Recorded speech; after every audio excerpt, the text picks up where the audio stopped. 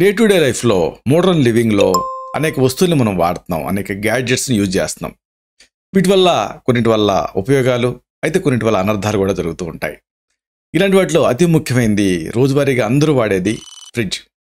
ఫ్రిడ్జ్ని తెలుసుకొని జుడిషియస్గా వాడితే దానివల్ల ఉపయోగాలు ఉంటాయి.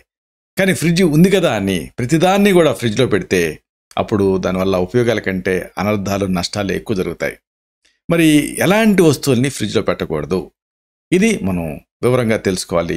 ఈ వీడియోలో అదే మనం తెలుసుకోబోయేది.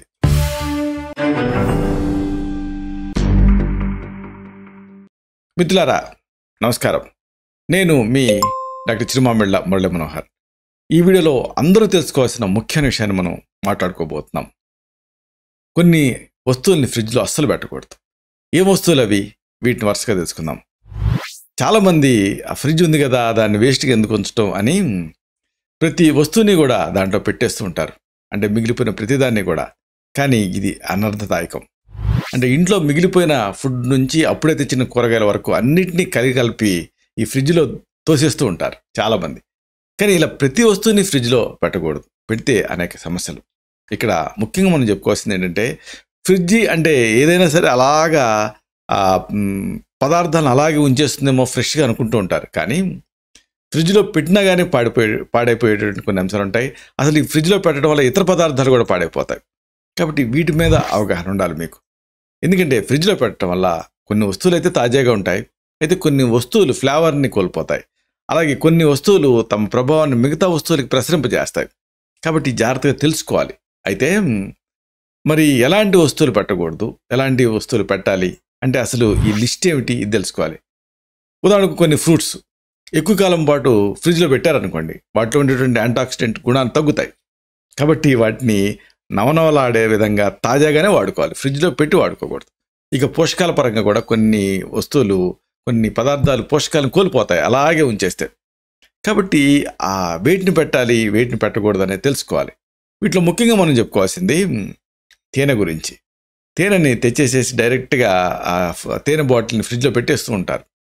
నిజానికి తేనె ఒక మహత్తరమైనటువంటి ఒక అద్భుతమైన పదార్థం. మీకు తెలుసో లేదో, తేనె ఎన్నేళ్ళైనా పాడవకుండా ఉంటుంది. అలాగే తేనెకు ఇంకో ప్రత్యేకత, అది తను పాడవదు, తనలో కలిపిన వస్తువులను కూడా పాడు చేయదు. ఒక ప్రిజర్వేటివ్, న్యాచురల్ ప్రిజర్వేటివ్ లాగా పనిచేస్తుంది. అలాంటి దాన్ని తెచ్చి మీరు ఫ్రిడ్జ్లో పెడుతున్నారు. ఫ్రిడ్జ్లో ఉంచితే వెంటనే అది గట్టిపడిపోతుంది, అంటే దాంట్లో ఉండేటువంటి ఆ యాక్టివిటీ తగ్గిపోతుంది. అదైతే ఓకే. అసలు తేనెలో ఒక అద్భుతమైన రుచి ఉంటుంది. అంటే ఇంతకంటే రుచికరమైన పదార్థం ఉండదా అన్నంత అద్భుతమైన రుచి ఉంటుంది తేనె. అందుకే అందరూ తేనె అంటే చెవి కోసుకుంటూ ఉంటారు. ఫ్రిడ్జ్లో పెట్టి చూడండి, మొత్తం ఆ రుచి అంతా పోతుంది తేనెది. కాబట్టి మెయిన్గా ఫ్రిడ్జ్లో పెట్టడం వల్ల ఎఫెక్ట్ అయ్యేది తేనె తాలూకు ఆ రుచి మారుతుంది. అందుకే తేనెని గది వాతావరణంలోనే ఉంచండి. ఇంకొకటి ఇదే కెచప్. ఈ టమాటా కెచప్లు ఇలాంటివి తీసుకొచ్చేసి ఫ్రిడ్జ్లో పెట్టేస్తూ ఉంటారు. అసలు ఆ మాటకు వస్తే కొన్నింటిని ప్రత్యేకంగా ఫ్రిడ్జ్లో పెట్టకూడదండి.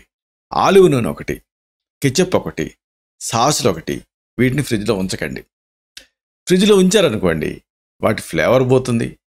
అలాగే వాటిలో ఉండేటువంటి ఆ పులుపుదనం తగ్గుతుంది. వెనిగర్తో చేసిన పదార్థాలను కూడా ఎప్పుడు కూడా ఫ్రిడ్జ్లో పెట్టకూడదు, ఎందుకంటే ఆ కెమికల్ రియాక్షన్ అనేది జరుగుతుంది దాంతో. ఇంకొకటి అతి ముఖ్యమైనది ఏంటంటే, ఫ్రెష్గా ఉంటాయి కదా అని ఆకుకూరలను తీసుకొచ్చేసి ఫ్రిడ్జ్లో పెట్టేస్తూ ఉంటారు. అయితే ఈ ఫ్రిడ్జ్లో పెట్టడం వల్ల ఇవి వాటి యాక్టివిటీని తగ్గించేసుకుంటాయి. పుదీనా, కొత్తిమీర, కరివేపాకు చూడండి, మీరు ఫ్రిడ్జ్లో పెట్టండి, ఆ కరివేపాకులో ఉండేటువంటి ఆ సుమగంధాలు రావు. ఇక కొత్తిమీర ఆ మంచి వాసన వస్తూ ఉంటుంది మామూలు బయట. అదే మీరు ఫ్రిడ్జ్లో పెట్టండి, ఆ వాసన మొత్తం పోతుంది. పుదీనా కూడా అంతే, వాసన పోతుంది. అంటే ఆరోమాటిక్ ప్రిన్సిపల్స్ ఏవైతే ఉంటాయో అవి వేడికి వాటిలో ఉండేటువంటి ఆరోమాను విడుదల చేస్తూ ఉంటాయి. మీరు తెచ్చి దాన్ని ఫ్రిడ్జ్లో పెట్టారనుకోండి, ఇక అక్కడ ఆరోమా ఎందుకు వస్తుంది? ఎందుకంటే వేడి వాతావరణంలో అది రిలీజ్ చేస్తూ ఉంటుంది. ఎక్కడైతే ఇది వాతావరణం సప్రెస్ అయిందో వాటిలో ఉండేటువంటి సుమగంధాలు రావు. కాబట్టి వీటిని ఫ్రిడ్జ్లో ఎప్పుడు ఉంచకండి, అంటే ఆకుల్లో ఉండేటువంటి తేమ తగ్గుతుంది. అయితే మీరు వాటిని ఫ్రెష్గా ఉంచుకోవాలనుకుంటే ఏం చేస్తారంటే, ఆ ఆకుకూరల్ని వేర్లు ఉంటాయి కదా, వాటిని నీళ్ళలో మునిగేలాగా ఒక జార్లో ఉంచండి.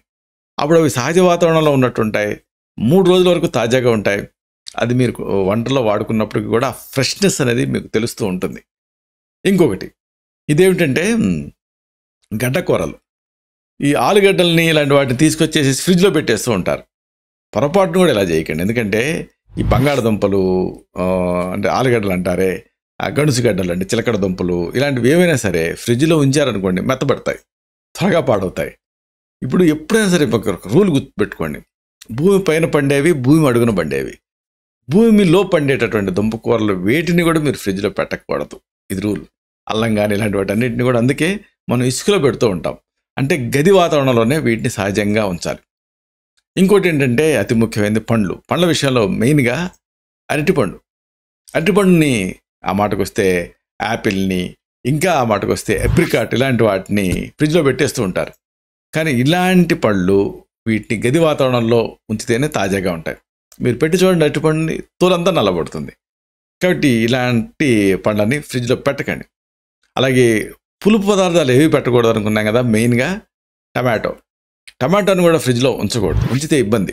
అంటే టమాటో, ఆ మాటకు వస్తే అవకాడో, ఆ మాటకు వస్తే ఉల్లిగడ్డలు, వీటిని కూడా ఫ్రిడ్జ్లో ఉంచకూడదు. అందుకే మన పెద్దవాడు, మన ఆచారం ఏమిటి, మీకు కాస్త పల్లెటూరు నేపథ్యం ఉంటే అర్థం అవుతూ ఉంటుంది. చిక్కంలో పెట్టి గాలికి చూరు నుంచి వేలాడి తీసేవాళ్ళం. అంటే ఈ ఉల్లిపాయలు ఇలాంటి వీటిని ఎప్పుడు ఫ్రిడ్జ్లో ఉంచకూడదు, ఉంచితే పాడైపోతాయి, మెత్తబడతాయి.